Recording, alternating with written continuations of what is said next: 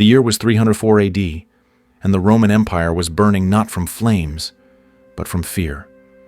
Diocletian's brutal campaign to crush Christianity had turned cities into hunting grounds, temples into courts of terror, and faith into a death sentence.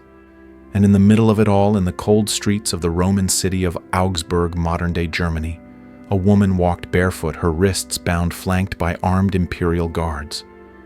Her name was Afra. To the crowd lining the street, she was a curiosity, a former prostitute being marched toward execution, not for selling her body, but for saving her soul. Most had paid for her services. Now they gathered to watch her die. What no one could understand, and what history nearly forgot, is that this woman, scorned, discarded, unclean, was about to become something Rome never saw coming: a saint. But how does a temple prostitute from Cyprus, trained to serve the goddess of love through sacred sex rites, become a Christian martyr burned alive for her beliefs? And more importantly, why would she choose to die rather than offer a pinch of incense to the emperor's gods? The answer is not just a historical twist, it's a human one. Because Afra didn't just reject an empire. She rejected who she used to be. She looked into the face of death and said, "You can burn my body, but not my soul." This is not a tale of miracles and halos. It's a story of fire, shame, and defiance.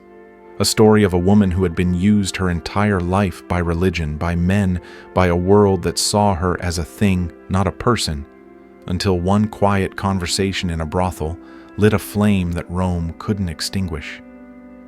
Before the pyre was lit, before the judge read her sentence, and before the smoke choked her final breath, Afra had already won.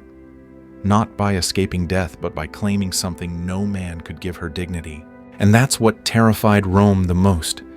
This is the story of the prostitute who refused to kneel, who chose truth over survival, and whose ashes would speak louder than any emperor's decree. If you think saints are born holy, think again, because Afra's journey didn't start with a prayer. It started with a secret, a stranger, and the courage to walk straight into fire. Before she ever stepped foot in Germany, before she ever heard the name of Christ, Afra was a child of Cyprus, a sun-soaked island in the eastern Mediterranean, famous not just for its beauty but for its gods, specifically one goddess, Venus. To the Romans, Venus was the deity of love, beauty, and fertility. But love in this world didn't mean tenderness. It meant ritual.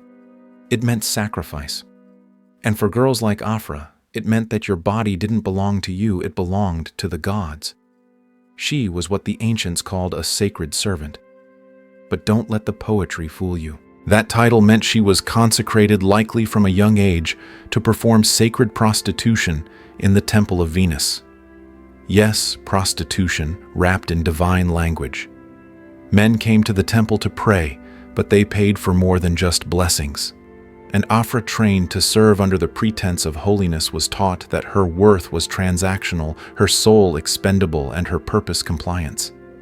This was not spirituality. This was spiritual exploitation, hiding behind marble columns and golden statues. Her mother, Hilaria, was no stranger to this life. She had walked the same path, and when political turmoil in Cyprus forced them to flee, possibly due to her husband's involvement in some rebellion or political fallout, she did the only thing she knew. She took her daughter and ran. The destination, Augusta Vindelicorum, the Roman name for what we now call Augsburg, Germany. A city colder in climate, but just as unforgiving to women like them. And so, Afra's life restarted in a foreign land with the same broken script. In Augsburg, she may have left behind the marble temple, but not the expectations. Whether in a shrine or a shadowy street, society still saw her as nothing more than a commodity, and she adapted. Some records say she served in a Roman temple again. Others say she ran a brothel near the Lech River. Either way, the message was the same: the world didn't care who she was. It only cared what she could offer. But here's the twist: beneath the layers of ritual and reputation, there was still a person. A girl from Cyprus, raised to believe her body was her only currency. A woman surviving in a world that never asked what she wanted. And yet fate was already in motion. Because in a city that saw her as invisible, someone was about to see her differently. And that would change everything. Augsburg was no promised land. It was colder, harsher, and less forgiving than the sun-drenched temples of Cyprus. But for Afra and her mother, it was survival. Refugees in every sense, they arrived not as citizens, but as outsiders. And when you're a woman in the Roman Empire with no name, no wealth, and no protection, there are only two ways to survive: by being invisible, or by becoming useful. Afra had already been trained to be useful, so once again her body became her currency, and her past became her profession. But this time, she wasn't just a temple servant. She was the owner. Some sources say she ran a brothel near the Lech River. Others whisper she continued her role in the Temple of Venus, hidden under the guise of Roman ritual. But either way, she was now at the center of a quiet empire of desire, and in Roman society that made her both powerful and untouchable. By day she was scorned. By night she was summoned. Men who wouldn't meet her gaze in the forum came knocking under cover of darkness. Senators, soldiers, merchants, even priests. They all came to her door seeking what they condemned. And Afra, she played the part. She built a business from ruin. She adapted to a world that refused to see her as human. And behind her eyes was something no client ever noticed: exhaustion. Not just physical, but existential. Because deep down, she was living a double truth. Society despised her, yet couldn't survive without women like her. She was essential and disposable, worshipped and erased. But here's the irony. The same brothel that housed shame would soon become a sanctuary. The same walls that muffled desire would soon protect the hunted. Afra didn't know it yet, but her life, her home, her identity were all about to be rewritten by something Roman law could never predict: grace. Because in a world where women like her were never invited to faith, Afra would become the gatekeeper of a quiet revolution. And the very place where men came to sin would soon become the safest hiding place for holiness. That's the brilliance of her story. It didn't begin with purity. It began with survival. And survival, as Afra would soon learn, was the soil where redemption could finally grow. It started with a knock. Not a client, not a soldier, but a fugitive. One step ahead of imperial patrols, cloaked in dust and desperation, Bishop Narcissus arrived at Afra's doorstep like a hunted animal. Rome was tearing through Christian communities with the precision of a butcher, and priests were at the top of the kill list. He needed shelter. Afra's brothel, ironically, was the last place the authorities would think to look for a Christian leader. And so, in a twist that no Roman official could have predicted, a man of God hid in a house of sin. But what happened next wasn't just strategic, it was sacred. Over the nights that followed, Narcissus and Afra sat together in whispered conversations. No incense, no candles, just words, raw, vulnerable, disarming. He didn't preach, he listened. And in return, Afra confessed not to a crime, but to a lifetime of being used, reduced, forgotten. The man who should have shunned her offered something no temple priest ever had: dignity. What hit her hardest wasn't condemnation, it was compassion. Narcissus spoke of a man who had once defended a woman caught in adultery, of another who washed the feet of Jesus with her tears. For the first time in her life, Afra heard a version of God who didn't demand her body, but offered her soul. That night, she didn't fall to her knees in guilt. She wept in relief, because for the first time someone told her she was more than what she had been paid for. And the transformation wasn't private. Her mother Hilaria and their 3 household servants, Digna, Eunomia, and Eutropia, saw it happen. They saw the brothel mistress become a woman of faith, and they followed. The house of flesh became a house of spirit. The very place that had trafficked in transaction became a shelter for persecuted believers, a secret Christian outpost hidden in plain sight. Afra didn't just convert. She turned the Roman script upside down. She didn't change who she was to gain acceptance. She brought her full, wounded, scandalous self to the altar and found that grace doesn't ask where you've been. It only asks where you're going. And in that hidden room between a hunted priest and a haunted woman, Rome's power began to crack, not with fire, but with forgiveness. Becoming a Christian in 304 AD wasn't a lifestyle choice. It was a death sentence. But for Afra, after a lifetime of being used by men and dismissed by society, Christianity wasn't just a faith, it was freedom. And it came at the exact moment she stopped trying to save herself and started believing she was worth saving. What began with whispered conversations in the shadows of her brothel had now turned into something terrifyingly public. She was no longer hiding a bishop, she was hiding a new identity, one that would put a target on her back. Afra didn't just believe in Christ, she acted on it. Her house, once lit by torchlight and lined with silk for Rome's elite, became a sanctuary for fugitives of faith. Her former clients now, the ones sending guards to raid her property. The roles had flipped. Afra, once used in secret, was now defying the empire in silence. She and her household, the same women who once obeyed out of survival, now operated as underground couriers, carrying messages between Christian enclaves, risking capture with every step. She wasn't preaching on street corners or trying to be seen. No, her defiance was quiet, relentless, and deeply dangerous. Every night she took someone in, every prayer she whispered behind locked doors was a middle finger to the emperor's decree. And make no mistake, Diocletian's laws were clear. All Roman citizens must sacrifice to the gods or suffer the consequences. Afra knew exactly what that meant. She'd seen the torture, she'd heard the screams, but she stayed the course not because she wanted to be a hero, but because for the first time in her life, she wasn't afraid to lose what she had. Why? Because what she'd found was greater. In a world that only ever valued her body, she had finally discovered something no man could buy: dignity rooted in truth. And that's what made her dangerous. Not her past, not her profession, but the fact that she refused to be ashamed of either. In a society obsessed with control, Afra was uncontrollable because she had already lost everything the empire thought she couldn't live without. And once a woman like that stands up for something greater than herself, history doesn't just watch, it remembers. They didn't knock this time. They came with torches, not lust, with orders, not coins. The same door that had once welcomed clients now splintered beneath the boots of Roman soldiers. This time they weren't here for pleasure, they were here for loyalty. The empire had drawn a line in the sand, and Afra had already stepped over it. The law was simple, brutal, and absolute: burn incense to the Roman gods or burn yourself. For most citizens it was a formality, a pinch of ash, a meaningless gesture, and life goes on. But for Afra, it wasn't a ritual. It was a betrayal. To offer incense to the emperor's gods would be to renounce everything she had come to believe, everything that had pulled her out of shame and into salvation. And when the guards dragged her before the magistrate, they expected her to fold. After all, she was just a former prostitute. Who would risk death for dignity? But they didn't understand what had already died inside her.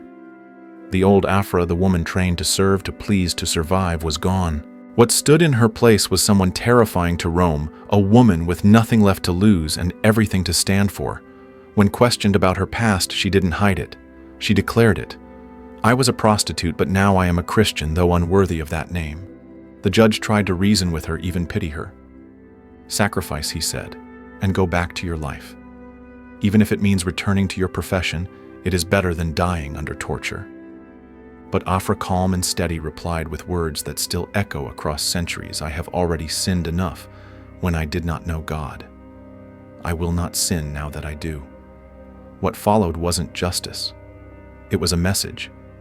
She was sentenced to be burned alive, not because she was dangerous, but because she had become a symbol, a woman who refused to be silenced, a convert who would not conform. And so on the banks of the Lech River, on a lonely little island, Afra was tied to a stake and surrounded by kindling, not as a criminal, but as a warning. As the flames climbed her body, she didn't beg. She prayed, not for rescue, but for redemption. Because the real fire had already been lit, and it was burning in every witness who saw what courage actually looked like. They waited until morning, as if daylight would make it cleaner, as if burning a woman alive seemed more justifiable when the sun was out. Guards led Afra through the city she had once survived in, past the markets, the temples, the homes of former clients who now pretended not to recognize her. But this wasn't a public spectacle. This was something far more calculated. They took her to a small island in the middle of the Lech River, isolated, exposed, and impossible to escape. Not for a crowd, not for justice, but for silence. Afra said nothing as they bound her to the stake. She didn't scream. She didn't beg. The very act of walking upright, of not collapsing under fear, became a form of rebellion. One by one, the guards stacked the wood around her feet like they were building something holy, except it wasn't an altar. It was an execution pyre. But before they lit the flame, Afra asked for one thing, a prayer. Not for rescue, not for vengeance, but for mercy. Her voice, fragile but firm, echoed over the river. Lord Almighty God, Jesus Christ, accept my martyrdom as atonement, and through this fire deliver me from the eternal fire that consumes both body and soul. And then the smoke came, thick, blinding, the kind that claws at your throat and drowns your lungs before the flames ever touch you. She coughed but did not waver. As the fire rose, the wood cracked like thunder beneath her. Her skin blistered, her breath shortened, but she never cursed. She never recanted. Her final moments weren't filled with rage, they were filled with peace, the kind that confuses tyrants and breaks empires. Witnesses said she never screamed, that her silence was louder than any cry, that even the wind held its breath. And when it was over, when the fire had devoured everything Rome could touch, all that remained were ashes and a legend. Because they had tried to destroy her body, but they couldn't touch her soul. Afra had been reduced to property, her whole life sold, traded, ignored. But in death she became something the empire feared most, a symbol they couldn't control, a flame they couldn't put out. By dawn there was nothing left of Afra but smoke, silence, and ash carried by the current of the Lech River. Rome had done its job, another troublemaker erased, another body turned to dust. But what they didn't account for, what tyrants always forget, is that fire doesn't just destroy, it spreads. And Afra's flame didn't die with her, it passed into the hands of the only people who had ever truly seen her, her mother and her sisters in faith. Before the sun had fully risen, Hilaria, Afra's mother, crossed the river with trembling hands and burning eyes. Alongside her were the three women who had once served in Afra's household, Digna, Eunomia, and Eutropia, servants in name, but now something more. Together in the hush of morning they gathered what little remained, charred earth bones, brittle as hope, fragments of cloth fused with soot. And with more love than ceremony they buried her in a hidden tomb just outside the city walls, a place where no one could honor her publicly, but where memory would take root anyway. But Rome was watching. You see, Afra's execution wasn't meant to be personal, it was supposed to be political. A warning, a performance. Yet her mother dared to mourn. Her servants dared to believe. And that kind of faith, the quiet, unwavering kind, is what empires fear most. Not swords, not uprisings, but the people who keep showing up after the flames, the ones who keep remembering. Word spread that the women had buried a traitor, that they still called her a saint, that they still whispered her name in prayer. That was enough. Within days, all four women were arrested, interrogated, and executed. No trials, no mercy, just silence, violence, and another attempt at erasure. But once again, Rome failed. Because this wasn't the end. It was the beginning of a pattern the early church knew too well: kill the believer, and their grave becomes a shrine. Afra's tomb, once a secret, became a destination, a place of pilgrimage, a symbol of resistance. Hilaria and the others weren't buried in shame. They were buried in solidarity with Afra, with each other, and with a growing movement no empire could contain. And so the women's society had once dismissed as sinners became in death what they never were allowed to be in life: sacred. In a society that saw women like Afra as disposable, her death did something unthinkable: it gave her power. Not in the Roman sense, not in wealth or titles, but in meaning. Afra, a woman whose worth had been reduced to what she could offer behind closed doors, became something Rome never imagined. She could be a symbol of dignity, defiance, and divine worth. She didn't rewrite her past. She didn't pretend to be innocent. She looked it all in the face, the shame, the sin, the scars, and stood tall in it. And that's exactly what made her unforgettable. The early church didn't just preserve her name, they elevated it. Not as a cautionary tale, but as a counter-narrative to everything Rome believed about status, gender, and purity. In a world where women were praised for silence and obedience, Afra was remembered for speaking truth to power even as the fire rose around her. That made her dangerous. That made her sacred. Her story didn't spread because she was perfect. It spread because she was real. She had a past. She carried guilt. But she didn't let either define her future. That kind of transformation wasn't just inspiring, it was revolutionary. Because if a former prostitute could be forgiven, could be martyred, could become a saint, then who else might be worthy of redemption? Suddenly, grace wasn't reserved for the noble or the pure. It was something you could claim even from the ashes. Afra's martyrdom shattered the Roman lie that value came from birth, beauty, or utility. She didn't belong to a royal family. She didn't lead an army. She didn't marry into power. She simply refused to kneel to a lie about who she was. And that refusal, that final act of soul ownership, lit a fire that outlasted her execution. For the women of her time, especially those trapped in systems that profited from their silence, Afra's legacy was a quiet revolution. She proved that you could come from the margins and still shape the center of history, that your past didn't cancel your future, that even in a world built to erase you, your dignity could still speak louder than your shame. And centuries later, her name still does. Not because she was sinless, but because she was seen. Centuries have passed, empires have crumbled, and the world no longer burns heretics at the stake. But somehow Afra still burns, not in flesh, but in memory, in meaning, in the quiet fire of a story that refuses to be extinguished.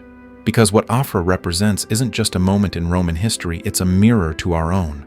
And in a modern world that still measures women by their beauty, their past, or their usefulness, her story remains hauntingly relevant.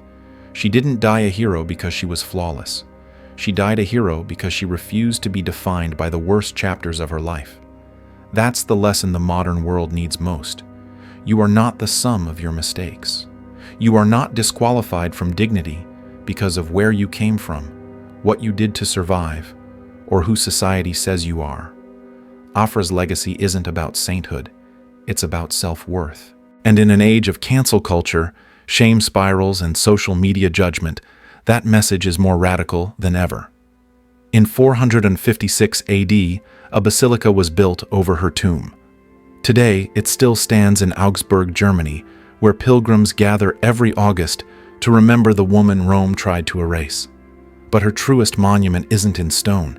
It's in every person who refuses to let their past define their worth. Afra is a patron saint, not just of converts, but of comebacks. She's a spiritual symbol for anyone who's ever felt too broken to be loved, too far gone to be saved, or too unworthy to be seen. And maybe that's the point. Maybe the story isn't really about fire or martyrdom or ancient rituals. Maybe it's about the quiet courage it takes to believe that who you are now matters more than where you've been. That dignity isn't earned through purity, but reclaimed through truth.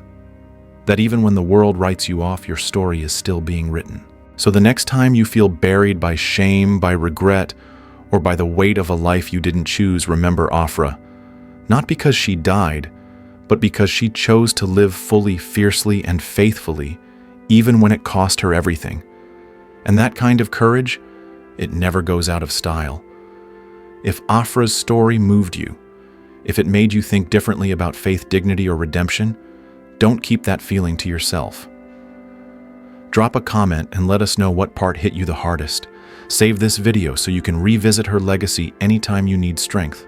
And if you believe more people should hear stories like this, raw, powerful, and forgotten by history, hit subscribe. We have so many more untold truths to uncover together. Your voice, your thoughts, and your support keep this channel alive.